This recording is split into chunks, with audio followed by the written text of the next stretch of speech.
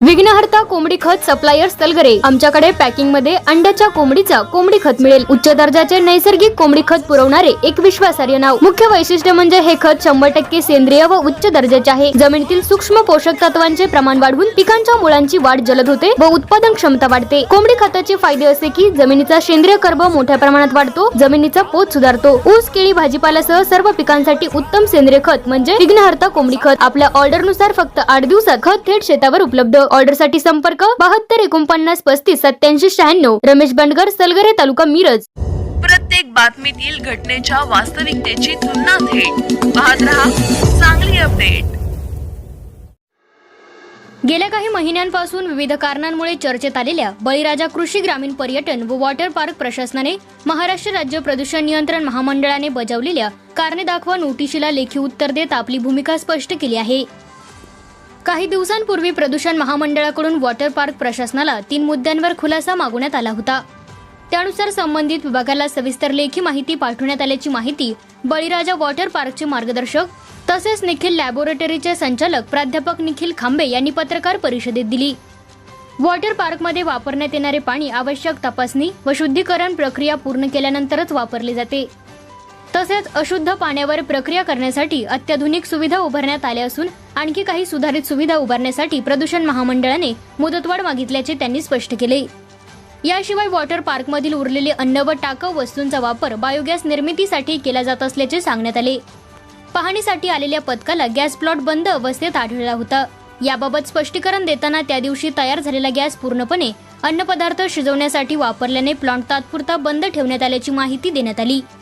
या 12 एकर परिसरात कोणत्याही प्रकारच्या रासायनिक खतांचा अथवा केमिकलचा वापर केला जात नसून परिसरात हिरवाई आणि पर्यावरण नैसर्गिक पद्धतीने जतन करण्यात येत असल्याचा दावा प्राध्यापक निखिल खांबे यांनी केला।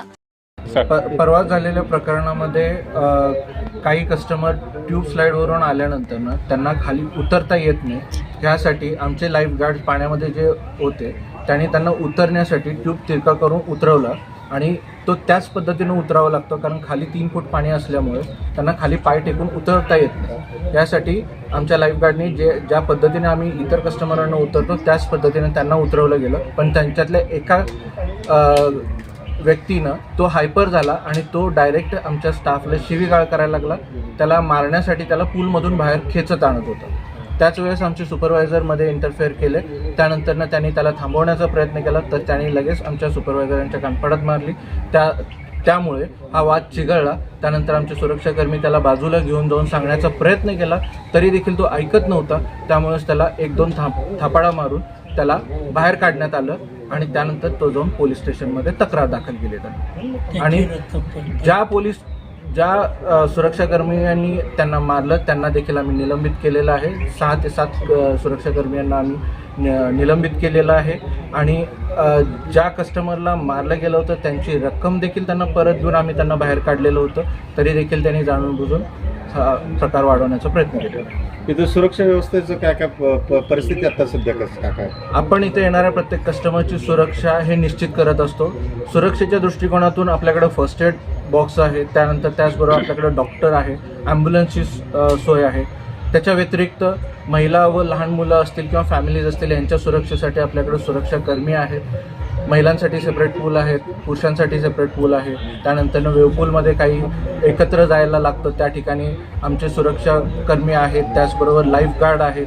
ट्यूबवरून स्लाईडवरून सोडण्यासाठी आमचे स्लाईड ऑपरेटर्स आहेत। पूलमध्ये रिसीव्ह करण्यासाठी लाईफ गार्ड्स आहेत। प्रत्येक ठिकाणी पुरेसा स्टाफ आम्ही दिलेला आहे। या पद्धतीने आम्ही सगळ्या पर्यटकांचे चांगली सुरक्षा निश्चित करतो। एकूण कर्मचारी जवळपास 125 ते 130च्या आसपास असतात। त्यांना पेमेंटच्या बद्दल आता बोलण्याची काय मला गरज नाही। म्हणजे प्रत्येकाच्या एक्सपिरियन्स प्रमाणे आम्ही त्यांना पर्यटक दिवसाला किती येतात आणि त्यांच्या दिवसाला पर्यटक किती येतात? पर्यटक 1500 ते 2000च्या दरम्यान येतात आणि सीझनमध्ये जास्त असतात। बाकी ऑफ सीझनमध्ये 12 महिने 3 महिने सीझन असतो। सीझन